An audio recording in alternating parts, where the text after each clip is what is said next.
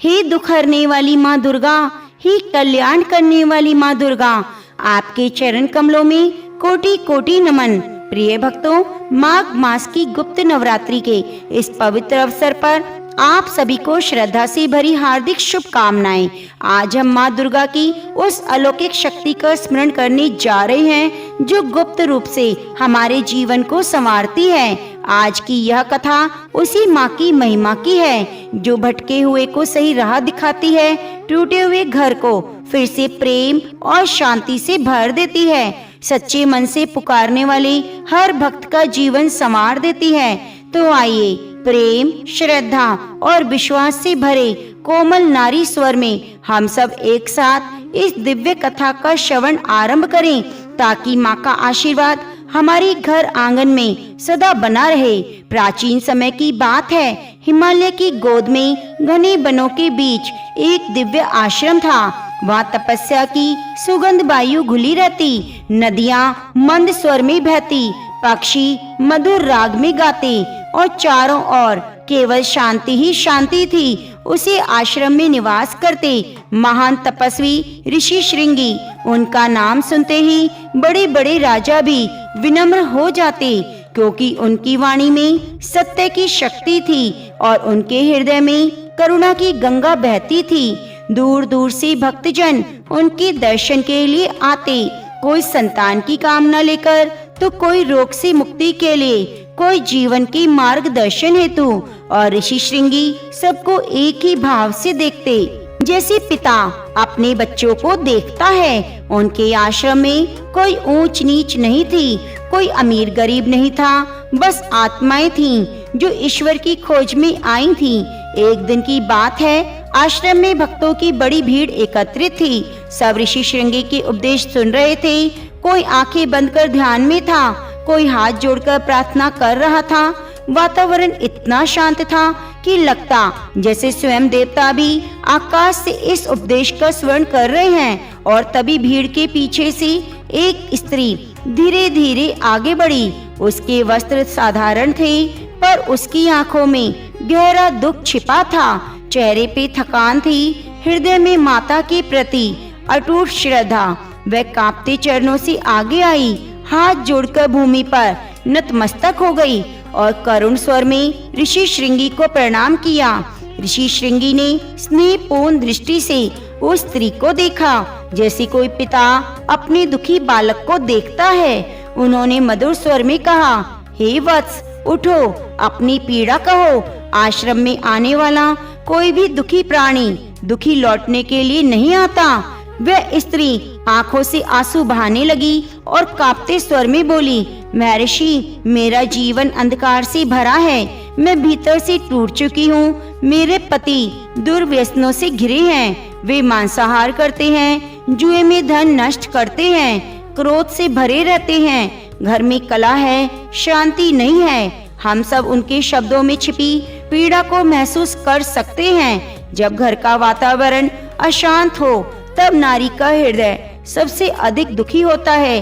वही वेदना उसके शब्दों में भी थी। स्त्री ने आगे कहा, महर्षि, मैं माता दुर्गा की सेवा करना चाहती हूँ, पूजा करना चाहती हूँ, व्रत रखना चाहती हूँ, पर घर का वातावरण मुझे अनुमति नहीं देता। न पूजा का समय मिलता, न मन की शांति। यहाँ तक कि मैं ऋषियों को अन्न अर्पित करने का भी पुण्य अर्जित नहीं कर पाती। मुझे लगता है मेरा जीवन व्यर्थ जा रहा है। उसके शब्द सुनकर वहाँ बैठे सभी भक्तों का हृदय करुणा से भर उठा। हम सब भी यदि उस समय वहाँ होते तो उसकी पीड़ा को अपना समझते। स्त्री फिर बोली, महर्षि, क्या मेरे जैसे पापों से घिरे घर में रहने वाली स्त्री के लिए भी कोई मार्ग है? क्या माता दुर्गा मुझे अपनाएगी? क्या मेरे जीवन में कभी शांति आएगी? यह कहते कहते वे फिर भूमि पर गिर पड़ी। उसका हृदय मानो माँ को पुकार रहा था। उसकी आंखों के आंसू उसकी समर्पण की गवाही दे रहे थे। ऋषि श्रृंगी का हृदय करुणा से द्रवित हो उठा। उन्होंने धीरे से उस स्त्री के सर पर हाथ रखा, जैसे माँ स्वयं अपने आंचल से उसे ढक रही हो। महर्षि बोले, तुम्हारा दुख मैं समझ रहा हूँ पुत्री। जो हृदय में सच्ची भक्ति रखता है उसके लिए कोई भी परिस्थिति बाधा नहीं बन सकती। माता दुर्गा केवल मंदिरों में नहीं, केवल शुद्ध घरों में नहीं, वे तो हर उस हृदय में निवास करती हैं जहाँ सच्ची पुकार होती है। स्त्री की आंखों में आशा की एक हल्की किरण जगी। ऋषि श्रृंगी ने करुण दृष्टि से उस स्त्री को देखा। उनकी आंखों में आश्वासन था, जैसे वे कह रहे हों, डरो मत, अब तुम्हारा मार्ग खुलने वाला है। उन्होंने मधुर, गंभीर, स्थिर स्वर में कहना आरंभ किया, हे पुत्री, तुमने जिस पीड़ा को अपने हृदय में दबाकर रखा है, वह केवल तुम्हारी नहीं, संसार में असंख्य स्त्रियां हैं जो घर की जिम्मेदारियों, पति के स्वभाव और परिस्थितियों के कारण पूजा पाठ नहीं कर पाती। पर माता दुर्गा किसी की बाहरी कर्मों से नहीं, भीतर के भाव से प्रसन्न होती हैं और इसी भाव की परीक्षा के लिए माता ने एक विशेष साधना का मार्ग बनाया है, जिसे गुप्त नवरात्रि कहा जाता है। ऋषि ने आगे कहा, हे पुत्री, सामान्य जन वास्तविक और शारदीय नवरात्रि को जानते हैं। उन दिनों मंदिरों में उत्सव होते हैं, 9 देवियों की पूजा होती है, भजन कीर्तन होते हैं। परंतु इन प्रकट नवरात्रों के अतिरिक्त वर्ष में 2 और नवरात्रि आते हैं, आषाढ़ मास की और माघ मास की। इन्हें गुप्त नवरात्रि कहते हैं। स्त्री ने आश्चर्य से पूछा, महर्षि, इन्हें गुप्त क्यों कहते हैं? ऋषि मुस्कुराए, क्योंकि नवरात्रों में साधना बाहर नहीं होती, भीतर होती है। इन दिनों में न कोई बड़ा उत्सव, न ढोल नगाड़े बजते, न बाहरी दिखावा। यहाँ साधक अकेला माँ के सामने बैठता है, उसका हृदय ही मंदिर बनता है, उसकी आत्मा ही दीपक बनती है, उसकी श्रद्धा ही पुष्प बनकर माता के चरणों में अर्पित होती है। ऋषि ने आगे कहा, प्रकट नवरात्रों में 9 देवियों की उपासना होती है, परंतु गुप्त नवरात्रियों में 10 महाविद्याओं की साधना की जाती है। ये 10 महाविद्याएं स्वयं आदि शक्ति के रहस्यमय स्वरूप हैं। यह केवल बाहरी पूजन से नहीं, बल्कि आत्मिक समर्पण से प्रसन्न होते हैं। स्त्री ने हाथ जोड़कर कहा, महर्षि, क्या मेरे जैसे सामान्य गृहस्थ भी इस साधना के योग्य हैं? ऋषि श्रृंगी ने कहा, हाँ पुत्री, यही तो इस साधना की महानता है। लोभी, क्रोधी, व्यसनी, मांसाहारी, पूजा पाठ न करने वाला भी यदि सच्चे हृदय से गुप्त नवरात्रियों में माता की आराधना करे तो उसका जीवन बदल जाता है। उसे फिर किसी और तपस्या की आवश्यकता नहीं, माता स्वयं उसकी जीवन का भार उठा लेती है। यह सुनकर उस स्त्री की आंखों में विश्वास की ज्योति चमक उठी। ऋषि ने आगे कहा, इन गुप्त नवरात्रों की अधिष्ठात्री देवी है सर्व ऐश्वर्य कारिणी माता। जो उनकी शरण में आता है उसे ऐश्वर्य, शांति, प्रेम, भक्ति सब कुछ प्राप्त होता है।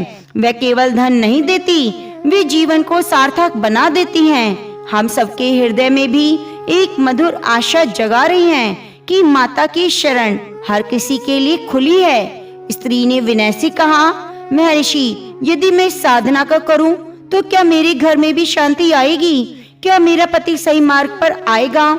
ऋषि ने स्नेह पूर्वक कहा, हाँ पुत्री, माता की कृपा असंभव को संभव बना देती है। यदि तुम श्रद्धा से गुप्त नवरात्रि की साधना करोगी तो माँ तुम्हारे घर की अंधकार को दूर कर देगी। पर याद रखना, ये साधना दिखावे की नहीं, हृदय की है। स्त्री ने भूमि पर प्रणाम कर कहा, महर्षि, मैं आपकी आज्ञा से इस साधना को अवश्य करूंगी, चाहे जैसी भी परिस्थिति हो। मैं माँ को पुकारूंगी।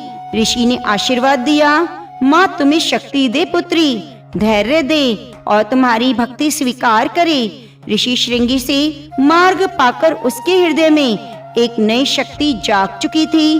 अब उसके कदम भयभीत नहीं थे, उसके भीतर माँ को पाने की दृढ़ चाह थी। वह स्त्री ऋषि श्रृंगी को बार बार प्रणाम कर आश्रम से विदा हुई।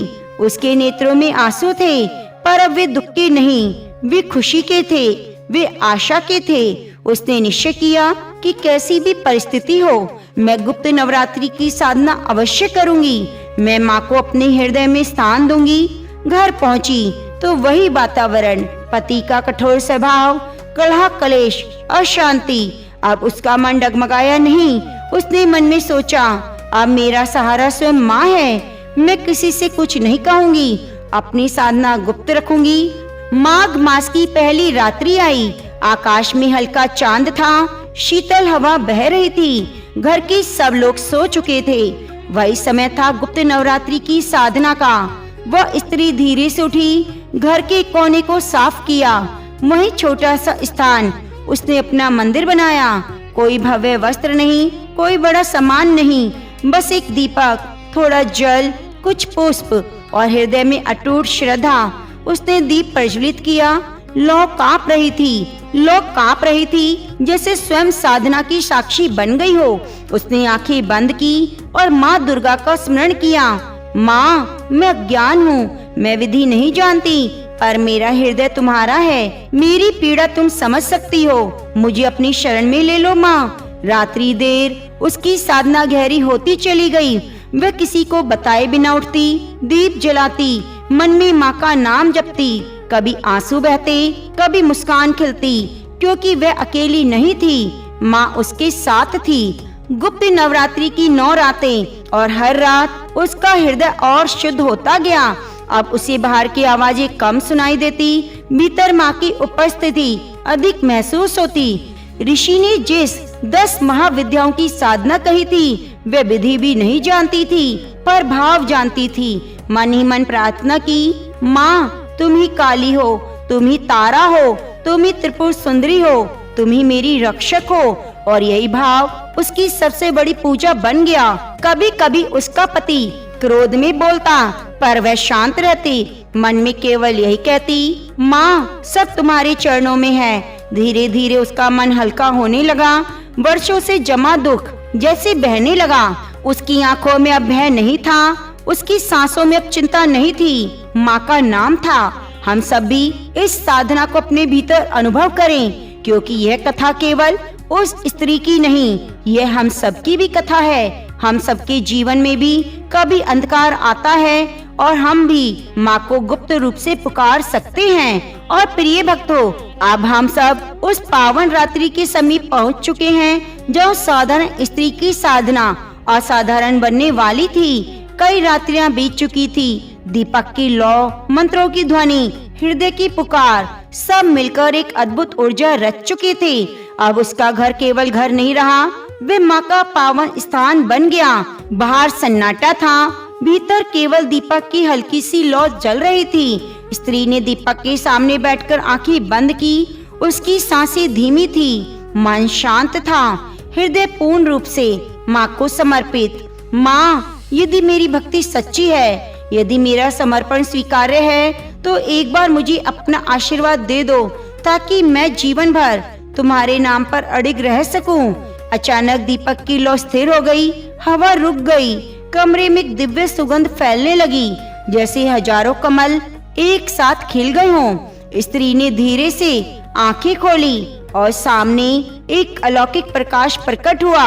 वह प्रकाश धीरे धीरे दिव्य रूप में बदलने लगा। लाल वस्त्र, स्वर्ण आभूषण, कर्णों में आंखें, मुख पर अनंत मातृत्व की मुस्कान। वह थी ऐश्वर्य कारिणी माँ। स्त्री भाव विभोर होकर भूमि पर गिर पड़ी। शब्द उसके कंठ में अटक गए, आंसू बहने लगे, पर वे दुख के आंसू नहीं थे। माँ ने मधुर स्वर में कहा, हे पुत्री, उठो, मैं तुम्हारी साधना से प्रसन्न हूँ। तुमने बिना दिखावे के, बिना किसी को बताए मुझे अपने हृदय से पुकारा है। यही सच्ची गुप्त नवरात्रि की साधना है। स्त्री कांपते स्वर में बोली, माँ, मैं तो अज्ञानी हूँ, विधि नहीं जानती, मंत्र भी नहीं जानती, फिर क्या मेरी भक्ति स्वीकार की? माँ मुस्कुराई, मुझे मंत्र नहीं चाहिए पुत्री, मुझे विधि भी नहीं चाहिए, मुझे श्रद्धा चाहिए। जहाँ हृदय शुद्ध श्रद्धा से भरा हो, वहाँ मैं चली आती हूँ। स्त्री ने हाथ जोड़कर कहा, माँ, मेरे जीवन में अंधकार है, मेरे घर में कला है, मेरे पति गलत मार्ग पर हैं, कृपया कर मेरे घर को भी मंदिर बना दो। माँ की आंखों में करुणा भर आई। उन्होंने कहा, पुत्री, तुम्हारे घर का अंधकार अब मिटेगा, तुम्हारे पति का हृदय परिवर्तित होगा, तुम्हारे आंगन में शांति का वास होगा, धन, अन्न और प्रेम की कभी कमी नहीं होगी।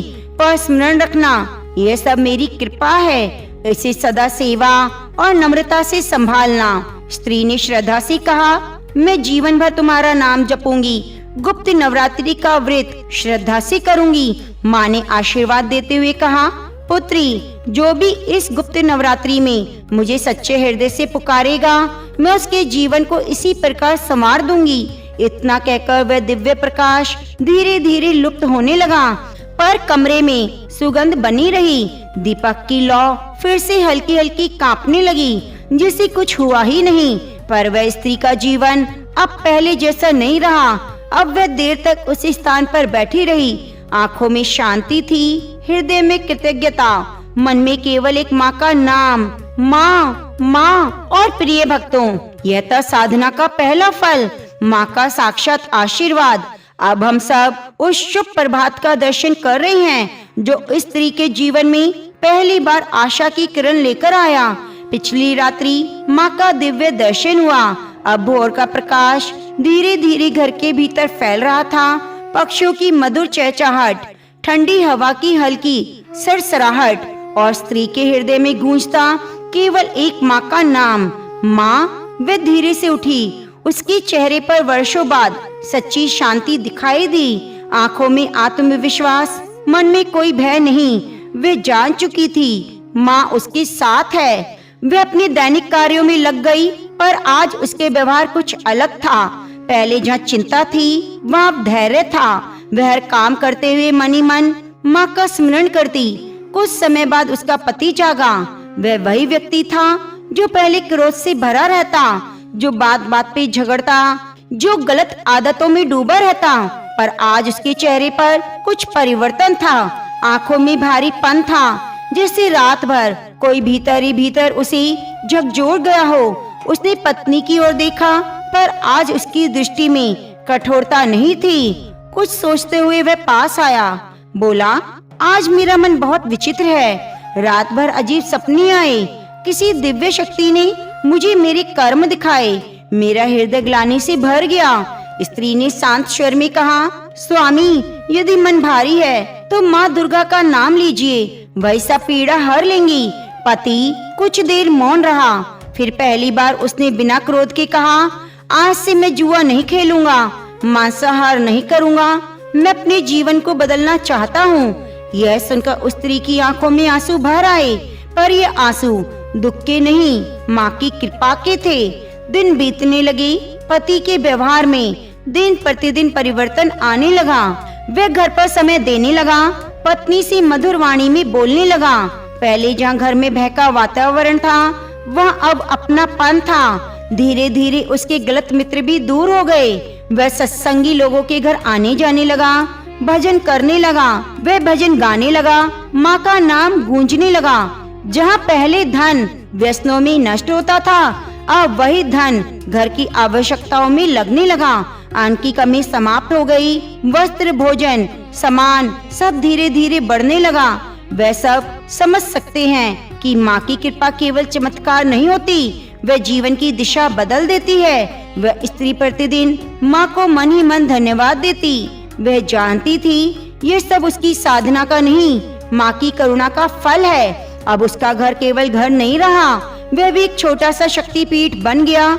जहाँ पहले कलह था, वहाँ प्रेम। जहाँ पहले भय था, वहाँ भक्ति। जहाँ पहले अंधकार था, अब वह माँ का प्रकाश। लेकिन प्रिय भक्तों, यह परिवर्तन केवल उस स्त्री का नहीं, यह संदेश था हम सबके लिए कि जब माँ को सच्चे हृदय से पुकारा जाता है, तब असंभव भी संभव हो जाता है। अब समय आया उस स्त्री के हृदय का। वह फिर से ऋषि श्रृंगी के आश्रम में गई, उन्हें प्रणाम किया और सब भक्तों के सामने गुप्त नवरात्रि की महिमा को प्रकट किया।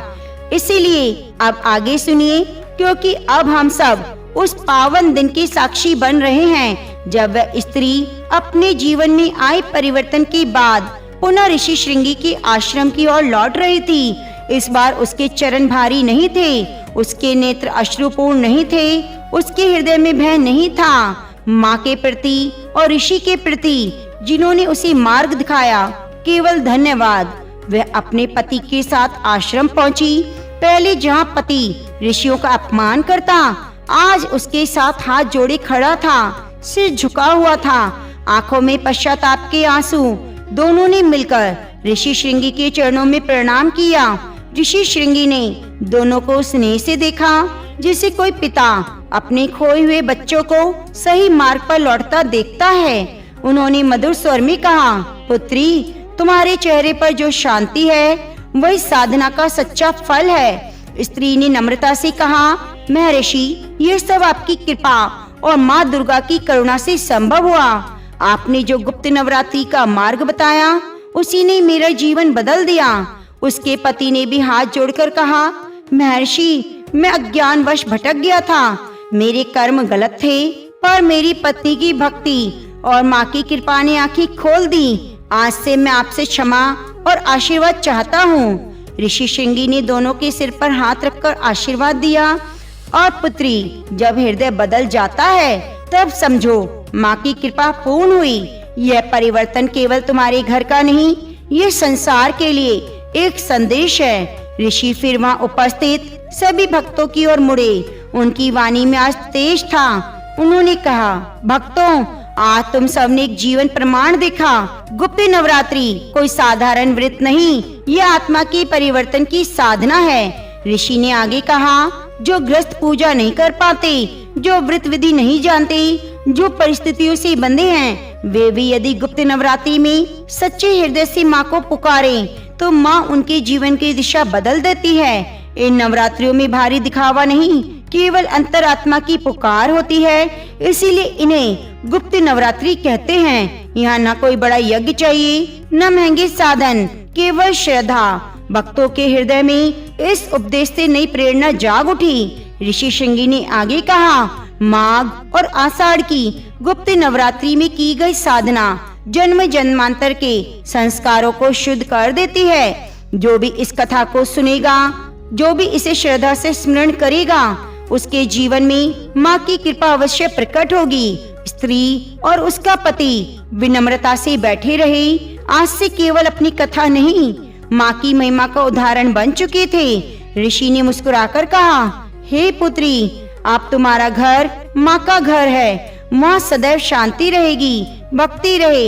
यह कथा आगे पीढ़ियों तक पहुँची। स्त्री ने हाथ जोड़कर कहा, महर्षि, मैं जीवन भर गुप्त नवरात्रि का व्रत करूंगी, माँ की महिमा सबको सुनाऊंगी। साथियों, अब हम सब पावन कथा के अंतिम चरण में पहुँच गए हैं। जिस कथा की शुरुआत एक दुखियारी स्त्री की करुण पुकार से आई थी, आज वही कथा माँ की महिमा का अमर संदेश बनकर हमारे हृदय तक पहुँच चुकी है। अब समय है उस अमृतमय कथा की फलश्रुति को सुनने का और माँ के चरणों में अपने मन को समर्पित करने का। आज हम सब ने देखा कैसे एक साधारण गृहस्थ स्त्री, जिसने पूजा पाठ की विधि नहीं जानी, जिसने कभी कोई व्रत नहीं किया, जिसके हृदय में माँ को पुकारा, वह स्त्री माँ की कृपा से अपने जीवन का अंधकार मिटा सकी। उसका घर जो पहले कलह से भरा हुआ था, वह प्रेम से भर गया। उसका पति जो गलत मार्ग पर था, आज भक्ति के पथ पर चल पड़ा। वह परिवर्तन किसी भारी शक्ति से नहीं, केवल माँ की करुणा से हुआ।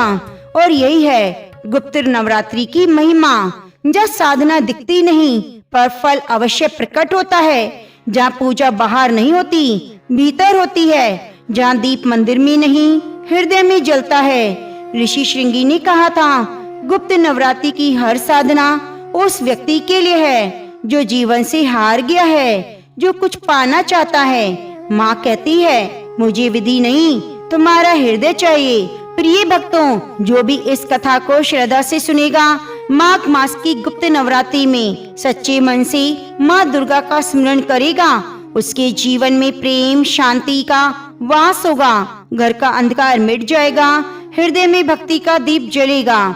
यह कथा केवल सुनने की नहीं, अनुभव करने की है। जब हम इस कथा से सुनते हैं तो वास्तव में हम सब उस स्त्री की तरह ही माँ के सामने बैठे होते हैं। हम सब भी अपनी पीड़ा, अपनी कामना, अपना दुख माँ के चरणों में रख देते हैं और माँ हर एक पुकार सुनती है। और अब हम सब मिलकर माँ दुर्गा से प्रार्थना करें, हे माँ, हे ऐश्वर्य कारिणी माँ, जैसे आपने उस स्त्री के जीवन को संवारा, वैसे हमारे जीवन को भी संवार दीजिए। हमारे घर में शांति कीजिए, मन में श्रद्धा दीजिए।